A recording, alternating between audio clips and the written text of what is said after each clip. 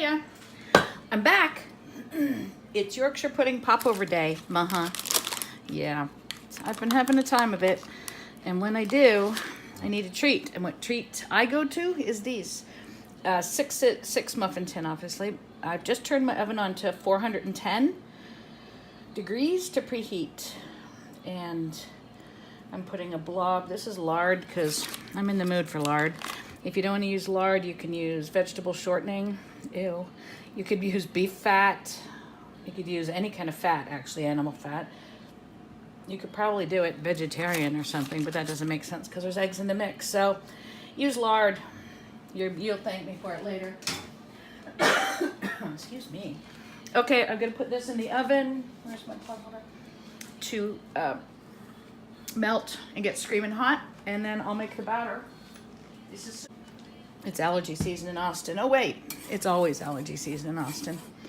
You have to weigh your ingredients for this. If you want it to turn out the way mine do, I'm just saying, no pressure, but you have to weigh. I have 4 ounces of flour. I weighed that. It's 114 grams. I prefer to weigh in grams. I think it's a little better. Okay, 2 eggs.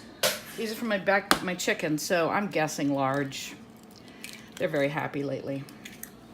Okay, oh sorry, so 4 ounces of flour, and I put a pinch of salt because you have to have salt with everything. This is the best way to mix this batter so that it doesn't get, this is 50-50 milk and water, and there's 5 ounces total, and I weighed that, I believe, and it's 150 grams.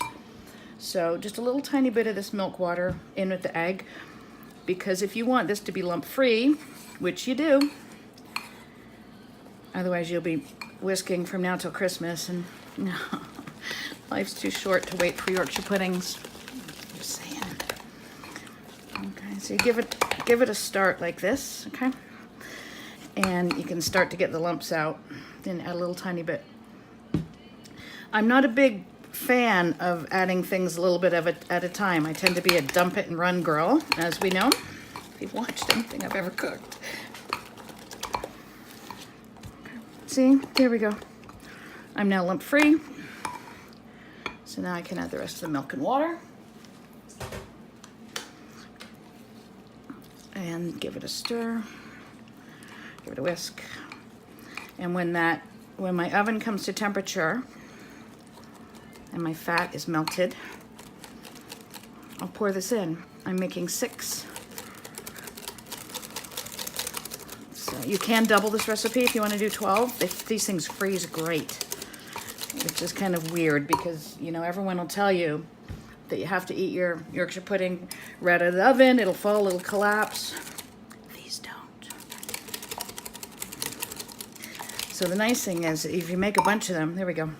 Let's wait for that fat now. Excuse me, is that if you make a bunch of them, like if you double this and you make 12, when they come out the oven, let them cool for a bit. They're cool really quick because they're hollow, because they're Yorkshire puddings. You can just shove them in a Ziploc bag in the freezer, and anytime you want one, go pull one out of the freezer, throw it in a hot oven, 2-3 minutes, because they're so thin. They come back really crispy, which is nice if you have, let's just say, a pot of chicken and gravy or roast beef and gravy, and you want to throw it inside your Yorkshire pudding. Just giving you ideas. Okay, when my oven beeps, I'll pour this stuff. Oh, look at me. When it beeps, I'll fill up my muffin tins. 30 minutes, and then I'm eating Yorkshire pudding. Oven with the screaming hot fat. Now you don't need to freak out about speed. However,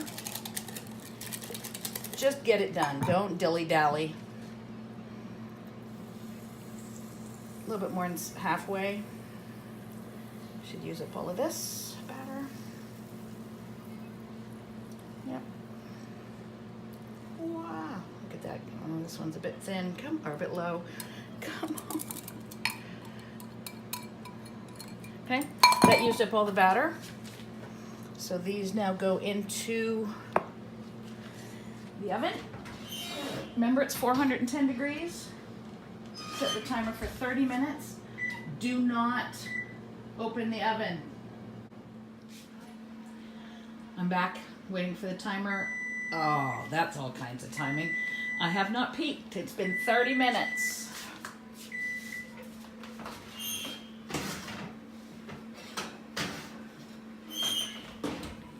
And there you go, my darlings. That's a crazy one. Look at this. Look at this crazy one. What the heck? Ow, ow, ow, ow, ow. So look, they're super crispy. They puff up crazy. They don't stick. Making sure everybody's moves. Take them out so they don't sit in any, if there's any fat left. Look how, puffy and delicious these things are. They taste great. But I'm going to keep the camera on them while I sample one, just to make sure it's not poison. You're welcome. And these are not going to deflate, right? They're crispy. Which one should I eat? Oh, look, there's a bowl. How handy. I think I'll have the big crazy one. I don't exactly know what that is, but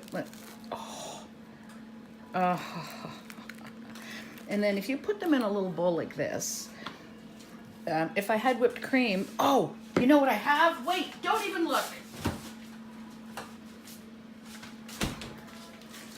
Okay, like this. I have a little bit of cream. Yeah, just big fake cream. Golden syrup, my kryptonite. Okay, look at that. Beautiful thing. I like that. But look, aren't you just tickled? Aren't you just gonna like lose your mind with excitement when you make these? They're great with savory. I like them sweet as well. Oh, sorry. Come on. Too small of a bowl. A little bit of Yorkshire cream and golden syrup. Really, in the universe, there's nothing better.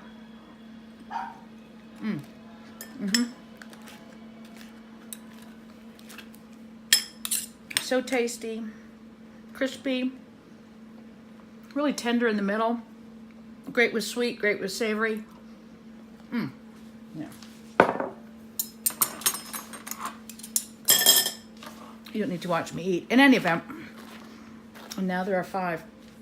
So when these are cool, which is sort of almost now, I'll just throw them in a Ziploc bag and chuck them in the freezer. So anytime I think to myself, you know what, I need to be a happy person, a Yorkshire, I can just pull it out, throw it in the toaster oven, a couple minutes, and they come back as crispy and yummy as these. So there you go. There's my Yorkshire puddings, my popovers. Go make them. If you weigh your ingredients and promise me you're not going to open that oven during your 30 minutes, this is what you're going to get. Super easy, super crazy cheap, and just kind of a groovy thing. So go make them. Let me know. Have a great day. Thanks for watching.